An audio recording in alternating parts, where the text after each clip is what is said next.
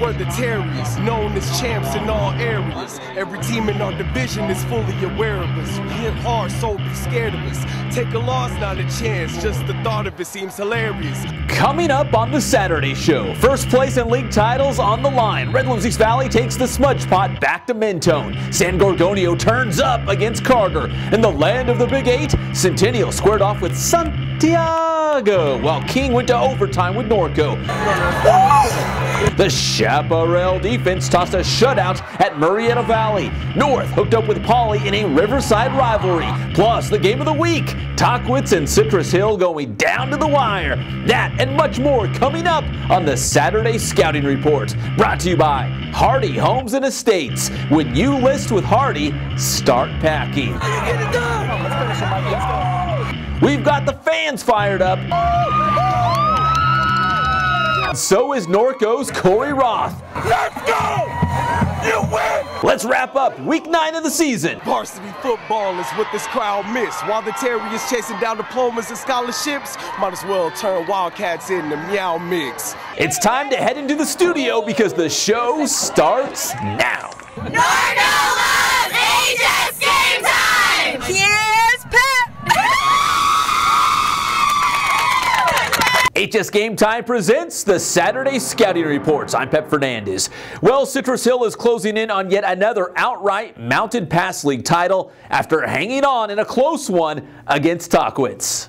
The Titans jumped out to a fast start against the defending CIF Eastern Division champs, Tim Neely. Welcome to Neelyville. Some big catches and a touchdown to help Tahquitz score the first 21 points of the ball game. Citrus Hill would storm back to score the next 17. Jacoby Herring, the nice catch to set up a score. And then it's Mike Bell. Ring him up. The interception for the Hawks to set up another TD. Citrus Hill was trailing 21-17 at the half. Pick things up in the third quarter now, and the Citrus Hill comeback continues. The Hawks force the fumble, and they recover it deep in Tahquitz territory. That sets up P.J. Walker for the touchdown. Once down 21-zip, Citrus Hill takes its first lead, 24-21 in the third. Later in the third, Walker strikes again, breaks off a long touchdown run to put the Hawks up 31-21. 31 unanswered by Citrus Hill. The Tahquitz defense trying to keep it a 10-point game. Brandon Asparis, the big play on D. But Citrus Hill would respond with a big defensive play of its own. Nolan Valdez going downfield, but the Hawks' Philip Rivera comes down with it for the pick. But in the fourth, no stopping this play. Valdez to Michael Stewart. The pass is on the money. Straight cash, homie. The Stewart TD pulls Tahquitz within 3, down 31-28. Citrus Hill would have the ball late in the fourth quarter, looking to run out the clock and keep possession. Walker the big run. But later on that same drive, Tahquitz forces the fumble, and the Titans recover with 1 minute left on the clock. So Tahquitz takes over, and they drive down the field. Valdez to Stewart for the big gain. The Titans drive to about the Citrus Hill 19-yard line, setting up about a 38-yard field goal attempt and the tie, but it's no good. Citrus Hill hangs on at home to win 31-28. It's the Hawks' 18th straight league victory.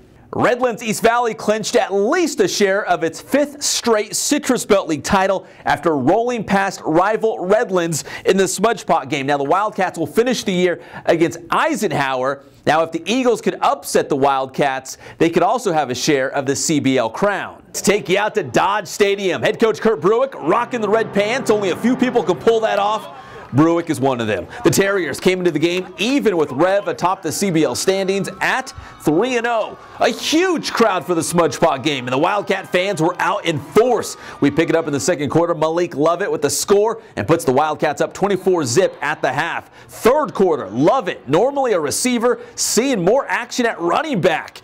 Now it's freshman quarterback Armando Herrera to Zach Douglas as the Wildcats were moving downfield. Later on that drive, it's Lovett. You gotta love it. 31-zip, Redlands on top. Bruick and the Cats looking to keep their foot on the gas pedal. Alonzo Anderson gets the call for Redlands. See what I did there? Then it's Lovett again. He went beast mode against the Terriers. Rev goes up 38-zip on another TD. Lovett feeling right at home as a running back. Fourth quarter, Herrera to You guessed it. Love it. Rev wins the Smudge Pot 45-7. The Wildcats wrap up the CBL against Ike, while Redlands will meet Ukaipa in the regular season finale. San Gorgonio wrapped up the San Andreas League title with a game to go as they took on Carter in a first-place showdown. I heard the Lions were asking, "Where's Pep?" Well, I wasn't there, but we did have an HS Game Time camera there, and that's even better. First quarter, Carter's second drive of the game, the Lions turn it over, and San G recovers. So the Spartans go to work on offense. Quarterback Tahir Rashid Mills connects with Nathan Meadors to get the chain gang moving. Then it's Rashid Mills to Taja Muhammad. San G marching. This time it's Alvin Bibbs in for the touchdown, 7-zip Spartans. Now we move to the second quarter. Carter's defense trying to slow down that San Gorgonio offense. Nice play there, but too much San G in this one. Spartans, prepare for glory. Rashid Mills calls his own number in for the touchdown. San Gorgonio improves to 9-0 on the season. Undefeated, people. 59-0 the victory. A victory against Corona in Week 10, and the Centennial Huskies will wrap up another undefeated season in the VIII League. Plus, a big Thursday night special coming up as Norco takes on Santiago. Sharks quarterback Blake Barnett back in the lineup for the Rumble on Rimpaw. Call me old-fashioned, but it's not a football show until Matt Logan shows up in his shorts. Centennial gets it cracking on offense. Robert Weber, the quarterback, airs it out to Javon McKinley. 65 yards on the touchdown, and the Huskies strike first. Back come the Sharks. Quarterback Blake Barnett scrambling, buying time, and finds Isaiah Manley. He goes in for the touchdown, and Santiago is on the board. Santiago would get the ball back and march down the field. Barnett to Jordan Huffman for the gain, and that would lead to this. Joey Camarillo. The Sharks take the lead on mighty Centennial with the touchdown. Still in the first, Weber to McKinley, getting sideways for that great catch, and that would set up a Centennial touchdown. The Huskies defense also stepping up and making plays. Xavier Hughes and Jalen Johnson combining to bring down Barnett. Now it's Centennial back on offense. Beware. No, seriously, beware of Barry Ware. Goes in for a Centennial touchdown. And if you like that, you'll love this. Check out this touchdown run by Beats by Trey. Trey Watson never hits the ground, stays on his feet, and breaks loose for the touchdown. A resilient run from Beats by Trey. The Huskies cranking up that offense before halftime. Weber to Grayson Bankhead on the TD strike. Centennial goes on to win 52-24. Now it's Norco at King. The Cougars looking to punch their ticket to the playoffs for the 27th year in a row. Early on, quarterback Victor Viramontes takes off on the run for the Cougars. Norco would get a field goal attempt later on that drive, but the snap gets away. Alec Burr scoops it up and he's headed to the end zone, but King stops him just shy of the goal line. Now it's the Wolves' turn to move the ball. Quarterback Jacob Rogers to Makeen Farha. Nice gain for King. That would set up DeWitt Caswell for the touchdown run, and the Wolves are on the board, leading Norco 7-zip. King would push its lead later when Jawan Washington gets into the paint, and suddenly the Cougars are down 14-zip. Norco would quickly answer. Corey Young, it's good to be young, breaks off this 75-yard touchdown run for Norco's first points of the game. They were trailing 14-7. The Cougars would get the ball back and start driving later in the second quarter. Viramontes to Matt Williams and his bright yellow shoes. I got to get some of those. Norco looking to get even before the break. Viramontes going for the end zone, but David Reynolds coming up with a huge INT for King. This game would not be decided until overtime as Norco edges King 34-31 the final. The Cougars are headed back to the playoffs for the 27th year in a row. Meanwhile, King meets Roosevelt on Friday with essentially a playoff berth on the line.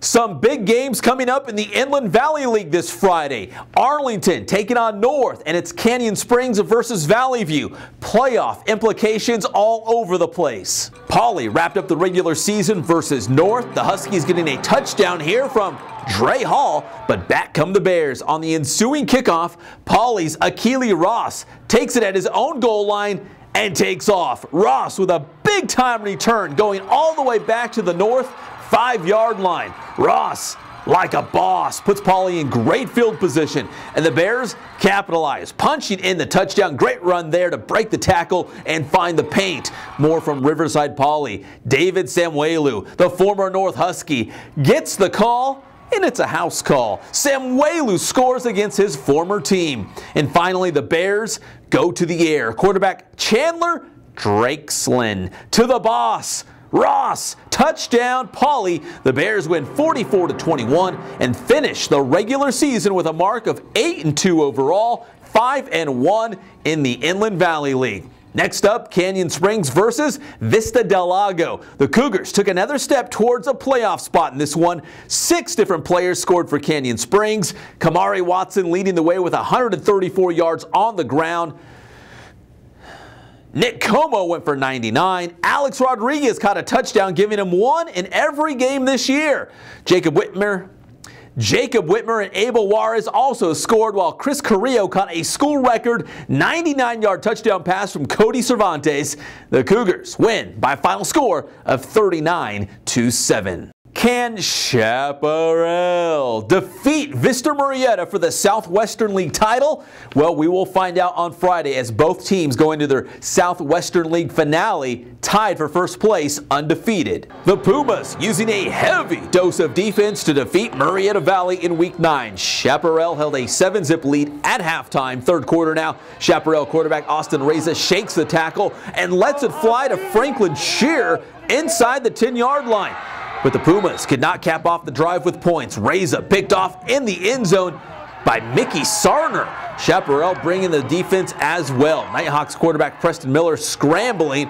Fawaz Lawal bottles him up and brings him down. So it's still just a 7-0 game late in the third quarter when Reza finds Shear again, and they go 25 yards on this pickup. That leads to a John Barron 43-yard field goal as the Pumas push their lead to 10-zip. The defense also putting points on the board. The Pumas, Darren Agwan pounces on this pass. Now you see him, now you don't. Pick 6 for Agwan, and Chaparral goes up 17-0 against the Nighthawks. The Pumas would put this game to rest when Darren Moulton comes up with another INT.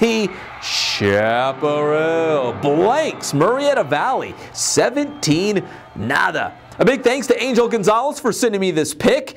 My email is jfernandez@pe.com in case you're wondering. This was following Great Oak's 42-14 win versus Temescal Valley. 2 of the top tacklers anywhere, Manny Burgess and Alex Gonzalez. Now to the Sunbelt, Temescal Canyon playing for its playoff life against Paloma Valley.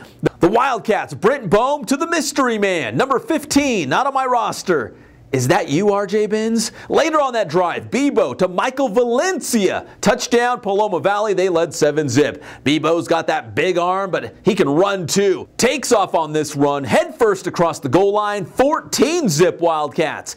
Now it's Temescal Canyon with the ball. Quarterback Sean Trimble to Jacob Hetland. Takes off on the run, headed for the Paloma Valley sideline, and look out below. I hope everyone was okay over there. The Titans get on the board, though, when Marcus Kirkpatrick swings to the outside and darts 30 yards to pay dirt. 14-7. The Wildcats were still on top. Back come the Cats on offense, and Bebo still getting the job done on the ground. Who knew? Boom breaks off a 55-yard scamper for Paloma Valley, and that would set up this. Bebo breaking through for a 21-7 Paloma Valley lead with that touchdown. The Wildcats go on to win 28-21. Paloma Valley finishes the regular season against Lakeside. Temescal Canyon will travel to Paris. Heritage took on Lakeside. The Patriots cruising in this one. Brett Virgil rolls out and finds Chris Nile for the touchdown.